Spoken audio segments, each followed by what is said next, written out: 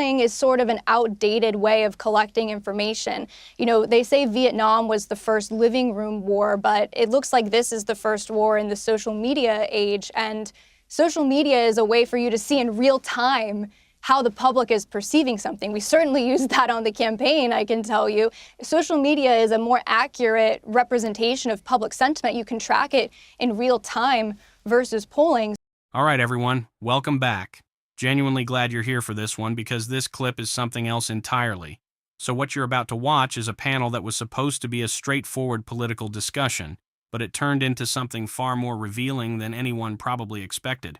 You have Caroline Sunshine, a former campaign spokeswoman who went on television proudly defending her candidate's promise of no new wars, sitting right next to Owen Shroyer, a commentator from the same political world, and both of them are essentially dismantling the very movement they helped build in real time on camera. The topic is the United States military involvement in Iran, the cost of it, who actually supports it, and whether the people cheering it on have even thought through what they're asking for.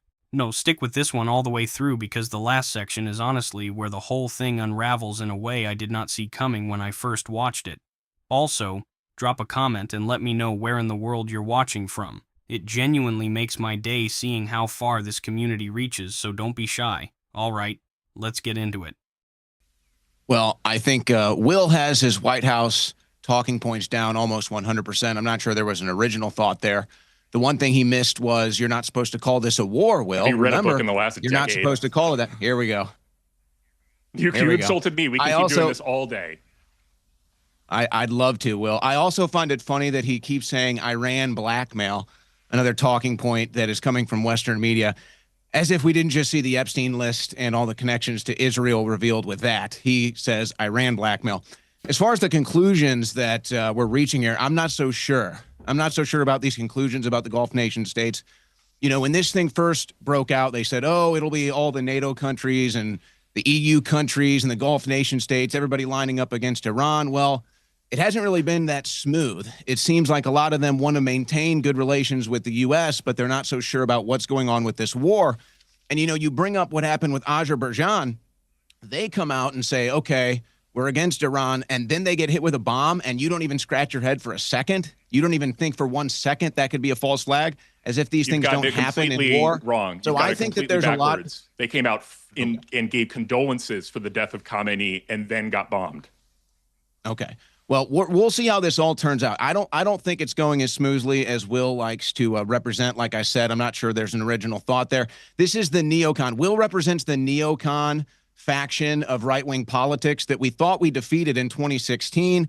We thought we defeated again in 2024. This is the opposite of what Trump ran on. And that's the big thing here. We can debate about war and foreign policy. These things aren't going anywhere. The problem is this is a total betrayal of Trump's base. This is exactly against everything he ran on. And the 1984 Orwellian nature of the Board of Peace launching war after war after war and sitting here screaming about how Iran is firing missiles all over the world while Israel is in a war with 7 separate countries at the same time. The irony and the hypocrisy should not be lost on your audience, Piers. Okay, let me bring in Caroline. You were a former Trump spokeswoman. Where does all this sit with Donald Trump's repeated mantra when he campaigned in the 2024 election of America first, no more interference in foreign wars, particularly in the Middle East. And now here America is in the biggest interference imaginable in the Middle East, taking on Iran in this full-blooded, full-throttle way. Where does that sit with how he campaigned? Yeah, Piers, you know, first and foremost, I love the American military. I love our troops, just like millions of Americans do. And that's why we were so excited when a candidate like Donald Trump came on the scene and talked about no more involvement in the Middle East and no new wars. And I would go on TV and say that on behalf of the president during the 2024 campaign. And I was proud to do it. I was enthusiastic to do it. It wasn't just that President Trump was talking about that, no more involvement in the Middle East. Criticisms of our past involvement in the Middle East were extremely valid. An indictment of the neocon political class establishment and their record in the Middle East. It was the passion with which he talked about it. You know, you can go back to 2016 and you can see the fire in him, the passion that he was talking about it with. It really electrified people. and moved them to put him into the White House. And so he said no new wars. And I think people are confused right now in the base as to why it looks like we now are in a new war in the Middle East.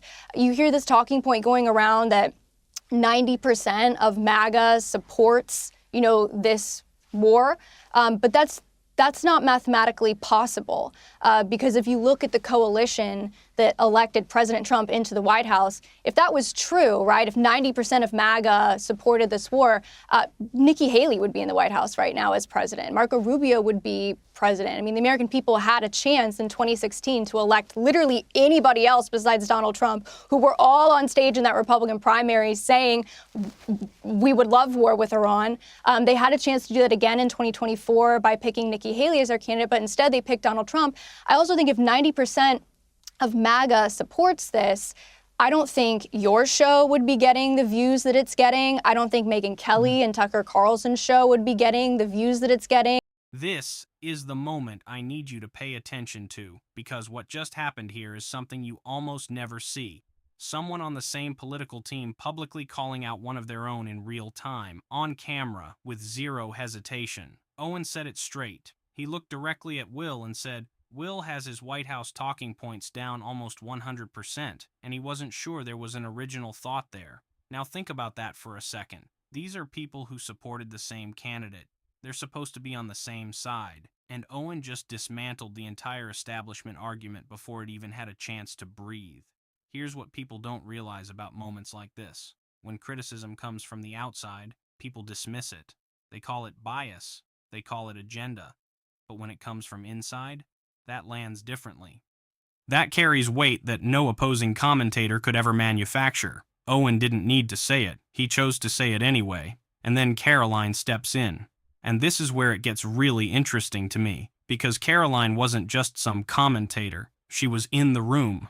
She went on television on behalf of the campaign and told people, no new foreign entanglements. She said she was proud to do it. She was enthusiastic to do it. And now she's sitting there watching what looks like a completely different direction being taken, and she's saying out loud that people in the base are confused. You have to understand what that word means coming from her. Confused isn't just an emotion. From someone who was inside that campaign, confused is a signal. It means the promise and the reality are no longer matching, and she's not whispering it.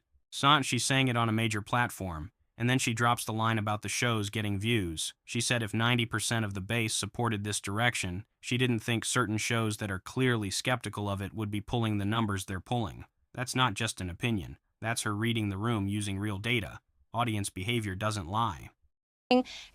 Polling is sort of an outdated way of collecting information. They say Vietnam was the first living room war, but it looks like this is the first war in the social media age. And social media is a way for you to see in real time how the public is perceiving something. We certainly use that on the campaign, I can tell you.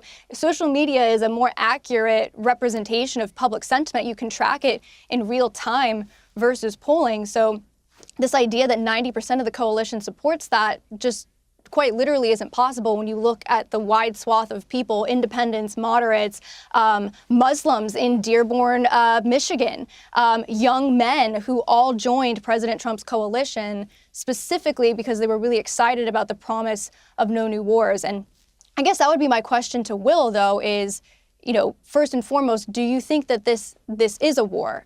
Because the president has been on the phone with reporters, a lot of them who he calls the fake news, Politico, CNN, Axios, New York Times, on the record in those phone interviews calling it a war. The Secretary of War, has called it a war.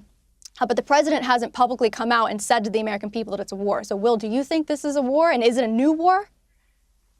Well, it's a very good question, which I will get Will to answer. What I would say, though, is I don't think America has declared war, correct me if I'm wrong here, but since the Second World War, and yet it has repeatedly gone to war. And I do think it's a complete farce, I have to be honest with you. As someone who loves America and loves your Constitution and loves Americans, the idea that you have not been waging war repeatedly ever since World War II is ridiculous. And the idea that this is not a war when the American mighty military has gone in full throttle against Iran, both at land, at sea, every imaginable way you can think of. It's crazy. Of course it's a war, isn't it, Will? Why do we pretend otherwise? I mean, I think it's a war. I don't know what the legality of it is and why the president might want to avoid it. You know, he might want to say, to use the language. Well, he doesn't have to clear it with Congress, does he? Well, the truth is they all do it. I don't think any American... They all do it. I mean, well, it's the same reason. It's the same reason Clinton. I hear you. Yeah, but just to finish my point, really good reason not to do that. It's a reason Clinton didn't do it with Kosovo. It's a reason that Obama didn't do it with Libya. If you don't call it a war, you don't need congressional approval. Right, but then we don't get to do things like knock out 50 of the Iranian leadership in the first 5 minutes of the war, right? We lose the element of surprise. This isn't 1760s where there's no telephone communication across oceans.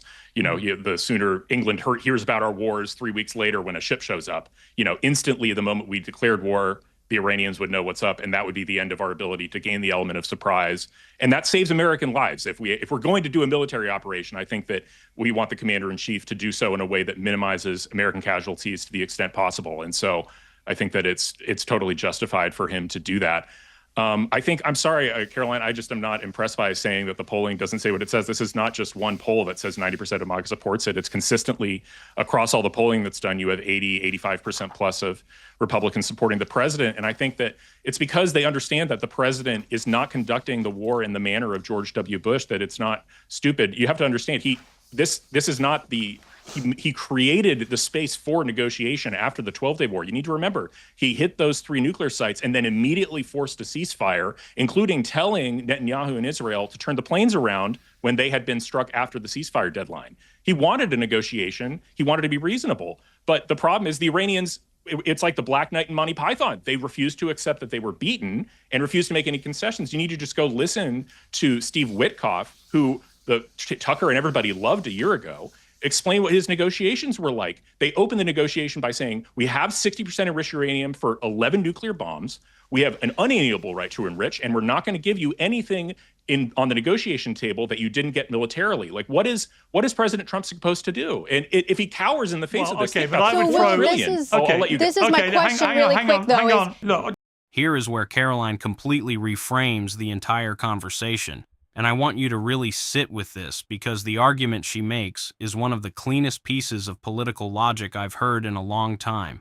She said that 90% support figure is simply not mathematically possible, and then she explained exactly why. She pointed out that voters had multiple opportunities to choose candidates who were openly enthusiastic about foreign intervention in the Middle East. Those candidates existed. They were on the stage. They made their case. And voters looked at all of them and still chose the one who said no new entanglements.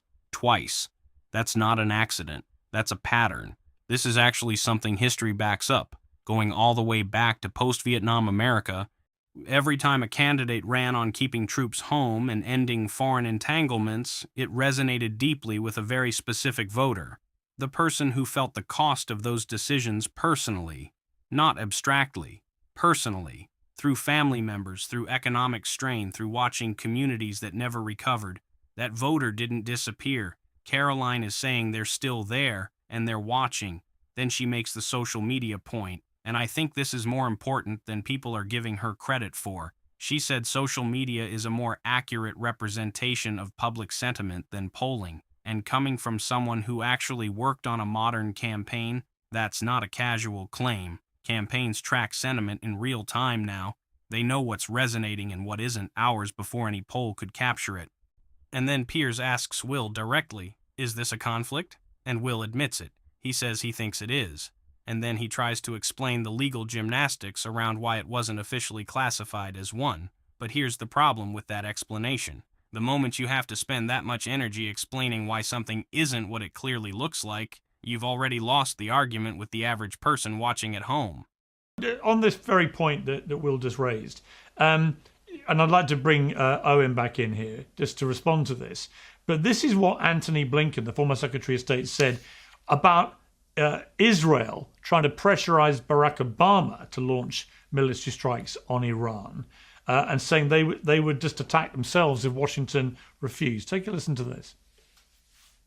Back during the Obama administration, The Israelis were pushing President Obama to take military action against Iran, and were warning that they would do it themselves if he didn't. And he wouldn't, because he thought the better way to get at the nuclear program, which is what we were focused on, in the days after the October 7th attack on Israel, the horrific attack on Israel by Hamas, the Israelis were insisting that in the north, Hezbollah from Lebanon was about to attack. And they wanted to strike preemptively against Hezbollah. And President Biden said, look, we're with you, we'll always be with you in defending Israel, and if you're attacked, we're there, but we're not there if you're going to start something. And we came within about 30 minutes of having a war in the north based on bad information that the Israelis had. No, I mean, I found that really interesting to be reminded of that, because, you know, has Donald Trump been played here by Benjamin Netanyahu? Has he been sold a pup? Was he told, look, you know, they're going to go after us, we're going to have to attack it imminently, you're either in with us or you're not? And they said, okay, well, we better come in. I mean, is that what's happened here?